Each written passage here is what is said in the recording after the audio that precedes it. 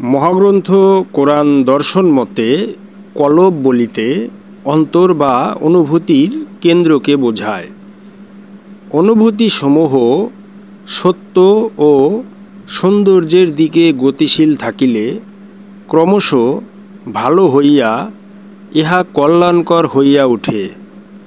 আমল শুদ্ধ এবং পবিত্র না হইলে দুনিয়ার কলুষ হইতে মানুষের উদ্ধার পাইবার উপায় নাই।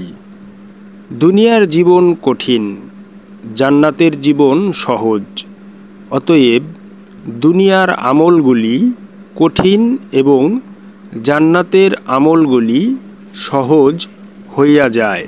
কিন্তু দুনিয়ার জীবনে কলুষিত সমাজ ব্যবস্থার কারণে সহজ আমল করা কঠিন এবং কষ্টকর ব্যাপারই হইয়া থাকে।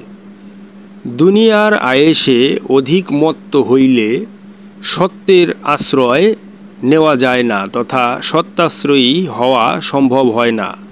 আর এই জন্যই কোরআন দর্শনে স্পষ্ট ভাষায় বলা হয়েছে, আরাম আয়েশ ভোগবিলাস সংক্ষিপ্ত হইতে হয় তথা যতটুকু না হইলেই চলে না সেটুকুই আরাম আয়েশ কোরআন দর্শনে অনুমোদিত হইয়াছে।